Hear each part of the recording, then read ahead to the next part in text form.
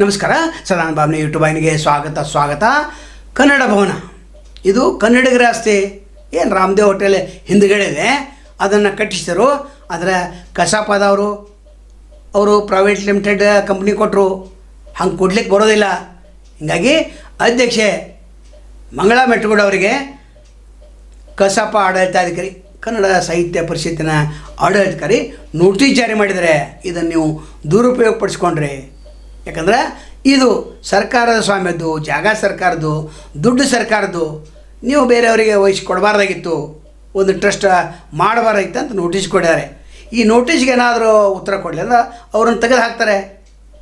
ಸರ್ಕಾರ ಕೂಡ ಇದನ್ನು ಗಂಭೀರವಾಗಿ ಪರಿಗಣಿಸಿದೆ. ಜಿಲ್ಲಾಧಿಕಾರಿಗಳು ಕೂಡ ಒಂದು ಸಲ ಹೋಗಿ ಲಾಕ್ ಮಾಡಿದರು. ತದನಂತರ ಇವರು ನ್ಯಾಯಾಲಯದ ಮೊರೆ ಹೋಗಿ ಮತ್ತೆ ತೆಗೆದಿದ್ರು.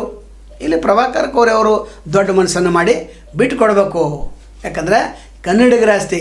ಸಣ್ಣ ಪುಟ್ಟ ಕನ್ನಡ ಕಾರ್ಯಕ್ರಮ ನಡೆಯಬೇಕಾದ್ರೆ ದೊಡ್ಡ ಮಟ್ಟದ ಅಮೌಂಟನ್ನು ಇಲ್ಲಿ ಕೊಡಬೇಕಾಗ್ತದೆ. ಹಾಗಾದ್ರೆ ಕನ್ನಡಿಗರು ಎಲ್ಲಿಂದ ದುಡ್ತಾರೆ ಅವರು? ಈ ಕನ್ನಡ ಸಾಹಿತ್ಯ ಭವನ ಇದೆ, ಅದರ 500 ಜನ 1000 ಜನ ಬಂದರೆ ಕಾರ್ಯಕ್ರಮ ಮಾಡಲಿಕ್ಕೆ ಆಗೋದಿಲ್ಲ. ಕನ್ನಡ ಭವನ 500ರಿಂದ 1000 ರೂಪಾಯಿ ತೆಗೆದುಕೊಂಡು ಏನು ಕರೆಂಟ್ ಬಿಲ್ ಇದೆ, ಏನು ವ್ಯವಸ್ಥೆಗೆ ಖರ್ಚಿದೆ ಅಷ್ಟು ಕೊಟ್ಟರೆ ಸಾಕು. ಕನ್ನಡ ಚಟುವಟಿಕೆಗಳು ಹೆಚ್ಚಾಗ್ತವೆ. ಮತ್ತು ನಾಟಕಗಳು ಹೆಚ್ಚು ಬರಬೇಕಲ್ಲ. ನಾಟಕಗಳು ಹೆಚ್ಚು ಬರೋದ್ರಿಂದ ಕನ್ನಡ ವಾತಾವರಣ ನಿರ್ಮಾಣ ಆಗ್ತದೆ.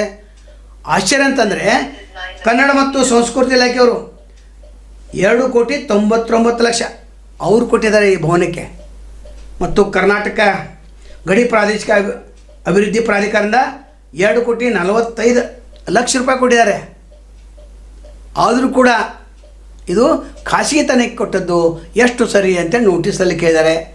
ನಂತರ ಕೆಳಗೆ ಅಂಗಡಿಗಳ ಬಾಡಿಗೆ ಕೂಡ ಇದೆ. ಆ ಬಾಡಿಗೆಯಲ್ಲಿ ಹೋತು ಎಲ್ಲವನ್ನು ಕೂಡ ಅಂತ ಕೇಳಿದ್ದಾರೆ.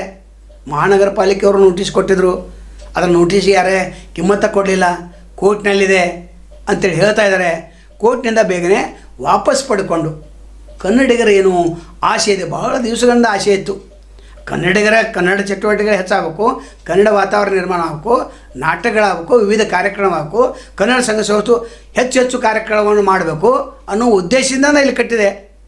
ಆದರೆ ಏನಾಯಿತು, ತದನಂತರ ಪ್ರೈವೇಟ್ ಲಿಮಿಟೆಡ್ ಕಂಪ್ನಿ ಹೋಯ್ತು. ಹಾಗಾಗಬಾರ್ದು. ಮಂಗಳಾ ಮೆಟ್ಟಗೌಡ ಅವರು ಕೂಡ ದೊಡ್ಡ ಮನಸ್ಸಿಗೆ ಬಿಟ್ಟುಕೊಡ್ಬೇಕು. ಇಲ್ಲಾಂದರೆ ನೀವು ಪದತ್ಯಾಗ ಮಾಡಲೇಬೇಕಾಗ್ತದೆ.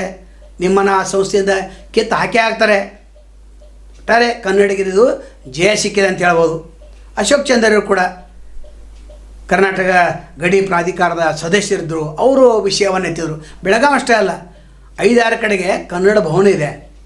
ಕನ್ನಡಿಗರ ಒಂದು ಆಶಯ ಆಕಾಂಕ್ಷೆಗಳನ್ನು ಪೂರೈಸಲಿಕ್ಕಿದೆ.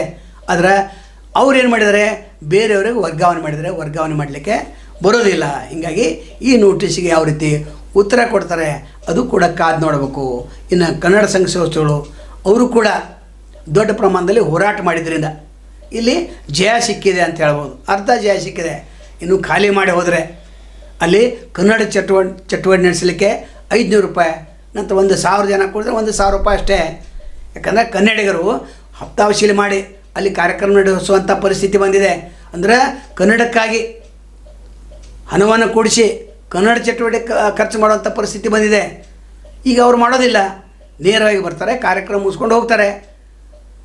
ವರ್ಷದಲ್ಲಿ 365 ದಿವಸದಲ್ಲಿ ಕನಿಷ್ಠ 200 ಕಾರ್ಯಕ್ರಮ ಕೂಡ ಆಗಬೇಕಲ್ಲಿ. ಅಂದಾಗ ಬೆಳಗಾವಿ ವಾತಾವರಣ ಭಾಳ ಶಾಂತ ಆಗ್ತದೆ ಮತ್ತು ಕನ್ನಡ ವಾತಾವರಣ ನಿರ್ಮಾಣ ಮಾಡಲಿಕ್ಕೆ ಭಾಳ ಅನುಕೂಲ ಆಗ್ತದೆ. ಈಗಾಗಲೇ 2ನೇ ರಾಜಧಾನಿ ಘೋಷಣೆ ಮಾಡಬೇಕಾಗಿತ್ತು, ಮಾಡಿಲ್ಲ. ಆದರೆ ಈ ಕನ್ನಡ ಚಟುವಟಿಕೆ ಇರೋದರಿಂದ, ನಾಟಕಗಳು ಬರೋದರಿಂದ ಮನರಂಜನೆ ಹೆಚ್ಚಾಗ್ತದೆ, ಕಲಾವಿದರಿಗೆ ಹೊಟ್ಟೆ ತುಂಬತೈತೆ. ಅವರು ಎಷ್ಟೋ ಕಲಾವಿದರು ನಾಟಕಗಳ ಮಂದಿರ ಇಲ್ಲದೇ ಇರೋದರಿಂದ, ಬಾಡಿಗೆ ತುಂಬಲು ಸಾಧ್ಯವಾಗದೇ ಇರೋದರಿಂದ ಅವರು ಕೂಡ ಭಾಳ ನಾರಾಜಿದ್ದಾರೆ. ಅವರು ಕೂಡ ಹೊಟ್ಟೆ ತುಂಬುತ್ತೆ, ಅವರು ಕೂಡ ಸಂಸಾರ ಸರಾಗವಾಗಿ ಸಾಗಿಸ್ತಾರೆ. ನಂತರ ಅನೇಕ ಕಲಾವಿದರುಗಳಿದ್ದಾರೆ, ತಬಲಾ ಕಲಾವಿದರು, ಹಾರ್ಮೋನಿಯಂ ಕಲಾವಿದರು, ಅವರು ಕೂಡ ಕಡಿಮೆ ದರದಲ್ಲಿ ಸಿಗ್ತಂದ್ರೆ ಅವರು ಒಂದು ಸಂಗೀತ ಕಾರ್ಯಕ್ರಮ ನಡೆಸ್ತಾರೆ. ಪ್ರೇಕ್ಷಕರು ಕೂಡ ಸಾಕಷ್ಟು ಪ್ರಮಾಣದಲ್ಲಿ ಬೆಳಗಾವಿಯಲ್ಲಿ ಇದ್ದಾರೆ. ಏನು ಮಳಿಗೆಗಳಿದೆ ಅಲ್ಲಿ ತಿಂಗಳಿಗೆ 2 ಲಕ್ಷ ರೂಪಾಯಿ ಬಾಡಿಗೆ ಬರ್ತಿತ್ತು. ಅದು ಖಾಸಗಿಯಾದ ಹೋಗ್ತಾ ಇದೆ. ನಂತರ 2006ರಿಂದ ಇಲ್ಲಿವರೆಗೆ ಪರಿಷತ್ತಿಗೆ ಬಾಡಿಗೆನ ಬಂದಿಲ್ಲ. ಮಹಾನಗರ ಪಾಲಿಕೆ ಆಸ್ತಿ ತೆರಿಗೆ ಸಹ ಪಾವತಿಸಿಲ್ಲ. ನೋಡ್ರಿ, ತೆರಿಗೆ ಸಹಿತ ಕಟ್ಟಿಲ್ಲ. ನಂತರ ಪರಿಷತ್ತು ಕೂಡ ದುಡ್ಡು ಹೋಗಿಲ್ಲ, ಖಾಸಗಿಯವ್ರು ಹೋಯ್ತು. ಇದು ಕೂಡ ತನಿಖೆ ಆಗಬೇಕು. 2006ರಿಂದ ಇಲ್ಲಿವರೆಗೆ ಆ ಹಣ ಎಲ್ಲಿ ಹೋಯ್ತು, ಎಷ್ಟು ಸದುಪಯೋಗ ಪಡಿಸ್ಕೊಂಡ್ರು, ಎಷ್ಟು ದುರುಪಯೋಗ ಪಡಿಸ್ಕೊಂಡ್ರು, ಆ ಎರಡು ಅಕೌಂಟ್ಗಳನ್ನ ಸೀಸ್ ಮಾಡಿದೆ ಅಂತ ಹೇಳ್ತಾರೆ. ಒಂದು ರಾಣಿ ಚೆನ್ನಮ್ಮ ಕೋಆಪರೇಟಿವ್ ಬ್ಯಾಂಕ್ಗೆ, ಇನ್ನೊಂದು ಏನು ಕೆನರಾ ಬ್ಯಾಂಕು ಅಥವಾ ಸಿಂಡಿಕೇಟ್ ಬ್ಯಾಂಕ್ಗೆ, ಆ ಎರಡನ್ನು ಕೂಡ ನೀವು ಸೀಸ್ ಮಾಡಬೇಕು ಅಂತ ಕೇಳ್ಕೊತಾರೆ. ಈ ಸಂಬಂಧ ಮಹಾನಗರ ಪಾಲಿಕೆ ಆಯುಕ್ತರು 2 ಬಾರಿ ನೋಟಿಸ್ ನೀಡಿ ಕಾರಣ ಕೇಳಿದರು. ನೀವು ಕಾರಣ ನೀಡಿಲ್ಲ. ಈ ಹಿಂದೆ ಕನ್ನಡ ಸಾಹಿತ್ಯ ಪರಿಷತ್ತಿನ ಆಡಳಿತಾಧಿಕಾರಿ ನೀಡಿದ ನೋಟಿಸ್ಗೂ ನಿಮ್ಮಿಂದ ಯಾವುದೇ ರೀತಿಯ ಉತ್ತರ ಬಂದಿಲ್ಲ. ಇದು ನಿಮ್ಮ ಅಶಿಸ್ತನ್ನು ತೋರಿಸ್ತದೆ. ಮೇಲಾಗಿ ಪರಿಷತ್ತಿನ ಅನುಮತಿ ಪಡೆಯದೆ ಭವನವನ್ನು ಖಾಸಗಿ ಸಂಸ್ಥೆಗೆ ನೀಡಿ ದುರುಪಯೋಗ ಆಗುವಂತೆ ನೋಡಿದ್ರಿ, ಪರಿಷತ್ತಿನ ಗೌರವಕ್ಕೆ ಧಕ್ಕೆ ತಂದಿದ್ರಿ ಎಂದು ಆಡಳಿತಾಧಿಕಾರಿ ಕಿಡಿಕಾರಿದ್ದಾರೆ.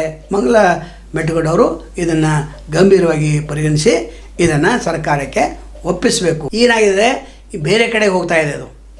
ಹೀಗಾಗಿ ಇಲ್ಲಿ ಕನ್ನಡ ಭವನಕ್ಕೆ ಬೇಗನೆ ಸರ್ಕಾರ ಸುಪರ್ದಿಗೆ ವಹಿಸಬೇಕು. ಡಿ ಸಿ ಅವರು ಕೂಡ ಇದನ್ನು ಮುತುವರ್ಜಿ ವಹಿಸ್ಬೇಕಂತ ಕೇಳ್ಕೊತಾ, ಕನ್ನಡಿಗರಿಗೆ ಸದ್ಯಕ್ಕೆ ಜಯ ಆಗಿದೆ. ಇದನ್ನು ಬಿಟ್ಟು ಕೊಟ್ಟರೆ ಪೂರ್ಣ ಜಯ ಆಗ್ತದೆ. ನಂತರ ಕನ್ನಡ ಚಟುವಟಿಕೆಗೆ ಸಹಾಯ ಮಾಡಿದಂತಾಗ್ತದೆ. ಸರ್ಕಾರ ಇದ್ರ ಬಗ್ಗೆ ಗಂಭೀರ ಪ್ರಕರಣ ಅಂತ ತಿಳ್ಕೊಂಡು ಇದನ್ನು ಸಮಸ್ಯೆಯನ್ನು ಆದಷ್ಟು ಬೇಗನೆ ಪರಿಹರಿಸಬೇಕು ಅಂತ ಕೇಳ್ಕೊತೀನಿ. ನಾಳೆ ಮತ್ತೊಂದು ತಮ್ಮನ್ನು ಭೇಟಿಯಾಗ್ತೇವೆ. ಅಲ್ಲಿವರೆಗೆ ಎಲ್ಶವಾಗಲಿ. ನಮಸ್ಕಾರ.